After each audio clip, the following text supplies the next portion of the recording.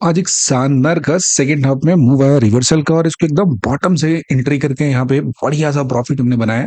अब कुछ लोग यहाँ पे सोचेंगे कि ऐसा थोड़ी होता है कि जो ट्रेड आया बना हुआ चार्ट कोई दिखेगा, तो आपको थोड़ा सा प्रूफ दिखा देते हैं यहाँ पे। आप जाना जरा देखना यहाँ पे 141 पे टेलीग्राम चैनल का लिंक होगा, यहाँ पे जाओगे तो देखोगा, तो आप 141 पे दिखेगा कि इस ऑप्शन को 24,900 का पुट ऑप्शन था, इसको आइडेंटिफाई किया था कि इसमें एक्सपेक्टेड है मूव आने के लिए। यहाँ से चला भी था, इस जगह से थोड़ा सा ऊपर की तरफ देखोगे 64 के आसपास से इसको ट्रैक करना स्टार्ट किया था और वहां से लगाया था कुछ 80 प्लस का, ये लगाए थे यहाँ पे 15-20 रुपए का मूव दिया था, ठीक है। बट एक्सपेक्टेड के हिसाब से वर्क नहीं किया। यहाँ पे अब देखोगे 3 कैंडल ये बनना स्टार्ट हुआ था, ये कैंडल बन रहा था और उसका 1 2 3 4 सिर्फ 20 मिनट्स के अंदर में डिसाइड होगा कि ये अभी काम नहीं कर रहा है, ठीक है। आराम से साइड होकर इंतजार कर रहे थे। उसके बाद ये जब पॉइंट आता है यहाँ पे, then I took the entry लगभग 247.29 में, जिसमें ये मूव आया था बहुत तगड़ा सा सिंगल कैंडल में। अब आया था और यहाँ से जाके हिट मारा था और सॉलिड मूव कैप्चर हो गया था। लेकिन ये स्ट्रेसफुल था, इसमें काफी ज्यादा वो वेट करना पड़ा था। ये मेरा ट्रेडिंग स्टाइल नहीं है, थोड़ा सा वो ज्यादा कंजर्वेटिव तरीके का है। और सिंगल कैंडल हुआ था यहाँ पे, हमने एग्जिट किया था और इसके बाद बिग कैंडल का मैं स्टे नहीं करता हूँ। और मार्केट में हम देखेंगे तो जो मूव आया था वो भी अब इसके बाद ज्यादा नहीं है। आप देखोगे कि पहले कैंडल में हाई 119 का लगाया और उसके बाद बहुत ज्यादा मेहनत करके 133 गया और उसके बाद फिर से टूट के वहीं पे आ गया। एंड अब देखो 119 जब हाई लाके जब टूट के यहाँ पे 84 आया था, तो आपके अंदर में क्या बेचैनी होगा, आप समझ रहे हो ना। फिर दोबारा थोड़ा कोशिश किया तो ऊपर की तरफ गया था। तो you should know the art of profit booking, कि हाँ किस जगह पे जाके हमें बुक करके यहाँ से बाहर आ जाना है, हमको इसके बाद नहीं रुकना है। आपको थोड़ा इसकी स्टोरी में समझाने की कोशिश करता हूँ सो दैट कि आप ये बात समझ सके कि क्यों हमने यहाँ पे प्लान किया है।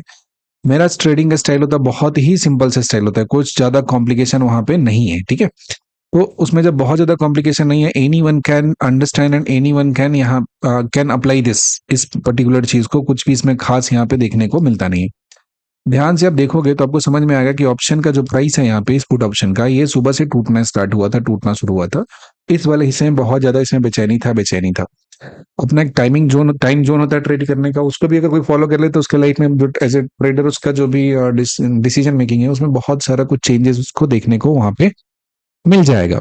अब ध्यान से आप ग्राफ को देखोगे तो यहाँ पे स्टार्टिंग में बहुत बेचैनी था, यहाँ पे प्राइस आता है और यहाँ पे हम लोगों ने देखा तो 88 के आसपास में पहला, जो कि ये मेरा ट्रेडिंग टाइम नहीं है इस पर्टिकुलर जगह में, इसमें ट्रेड में नहीं करता। इसके बाद भारत इसमें लगभग लगभग इसको तोड़ देता है, तोड़ते तोड़ते जाता है और यहाँ पे जो लो लगाता है कुछ 60 के आसपास का लो था, इस पर्टिकुलर जगह तक का लो था।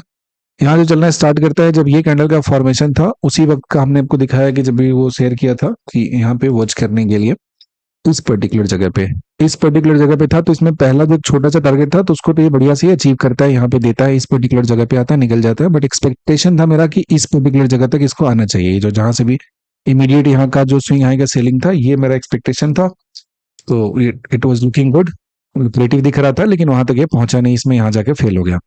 सेकेंड टाइम जब यहाँ पे आता है तो देखेंगे इस जोन में काफी टाइम तक रुकता है और इस जोन को एक बार अचानक से तोड़ने की कोशिश करता है, देन यहाँ पे पॉज लेना शुरू हो जाता है। This was the signal for me कि हाँ यहाँ पे जाके अब मुझे अब एंट्री प्लान करना है। So I simply took the entry on the closing of this, एकदम लोएस्ट पॉइंट देखोगे आप यहाँ पे कितना होता है 60, यहाँ पे था 61 के आसपास में कुछ दौड़ के गया था, तो उसमें एंट्री हुआ था। देखोगे थोड़ा डीप भी मारा था, 59 था, लेकिन अपना इसी के आसपास 60-61 के आसपास में एंट्री था।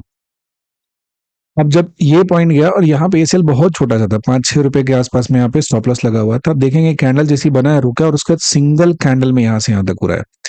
और अब I have just given the proof that मैंने उस इस कैंडल पे ट्रेड को क्लोज कर दिया था, बिकॉज हमारा जो एग्जिट का सिस्टम है हमको यही गाइड करता है कि हाँ इस जगह पे ट्रेड को एग्जिट करना है। I am rule abiding person, कुछ ऐसा जो मार्केट होता है उसमें ऐसा बहुत ज्यादा प्रेडिक्ट और ये वो कहानी और नाटक नहीं। जहां पे जाना है वो जाना है, नहीं जाना नहीं जाना, रूल बेस्ड ट्रेडिंग है और जहां पे एग्जिट करना है वहां पे एग्जिट करना है।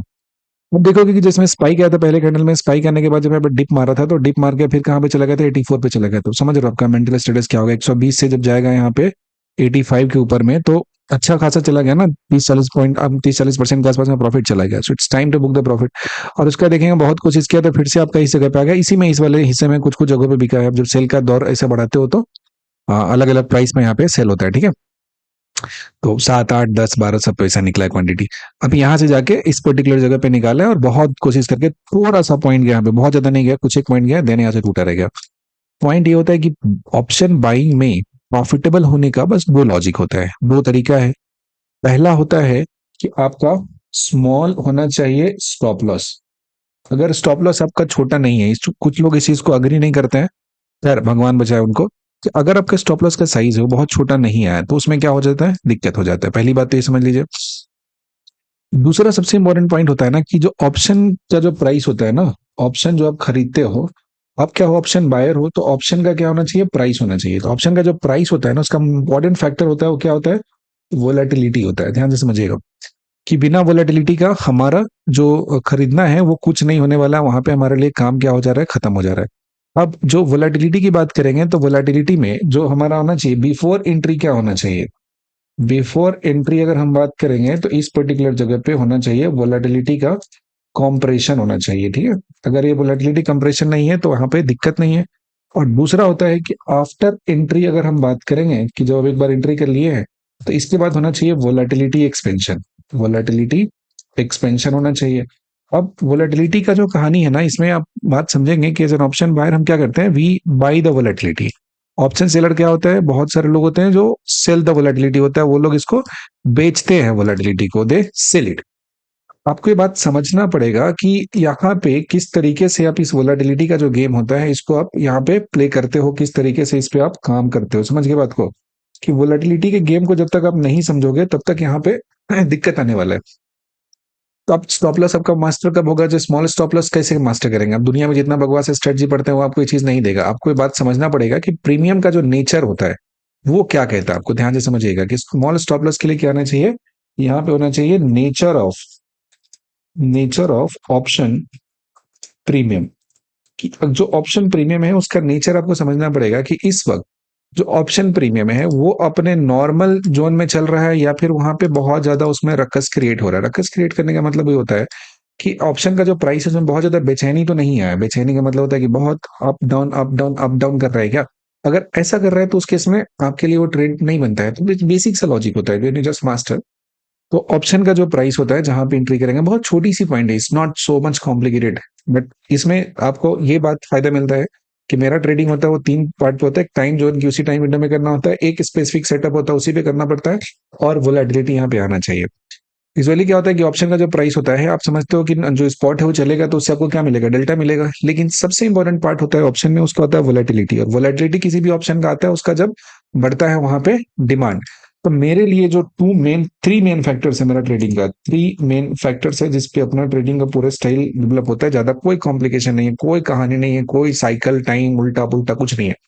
फर्स्ट है ये होता है टाइम विंडो होता है कि हम किस टाइम विंडो में ट्रेड कर रहे हैं। इसके बाद सेकंड, इसके बाद जब बढ़ोगे तो हमारा हो जाता है डिमांड हो जाता है। एंड यहाँ पे डिमांड के बाद जाओगे आप तो यहाँ पे डिमांड हो जाएगा एंड हो जाएगा सप्लाई, ठीक है। और डिमांड एंड सप्लाई होता है, इसको देखकर रीड करने की कोशिश करते हैं कि क्या हो रहा है हमारा यहाँ पे वोलेटिलिटी का, ठीक है। और सबसे इंपॉर्टेंट एस्पेक्ट अपने ट्रेडिंग का होता है रिस्क। रिस्क कैसा होना चाहिए, रिस्क होता है मेरा स्टॉप लॉस, ये होता है स्मॉल स्टॉप लॉस। आप में से बहुत सारे लोग ऐसे होंगे जो स्टॉप लॉस को ही नहीं मानते होंगे, इसी चक्कर में इसी इसी दर्द तकलीफ से अभी तक उबर नहीं पाए हैं, स्टॉप लॉस नहीं पुट करते हैं। तो अपना ट्रेडिंग में ये तो बेसिक डिसिप्लिन है, ये तो यहाँ पे इम्प्लीमेंट करना ही करना है। And we apply only these basic factors and with this यहाँ पे बहुत अच्छे तरीके से ट्रेड को तुम लोग एग्जीक्यूट करते हैं। अगर आप इन चीजों को मास्टर करोगे तभी जाके आपका जो अंडरस्टैंडिंग है वो डेवलप हो जाएगा।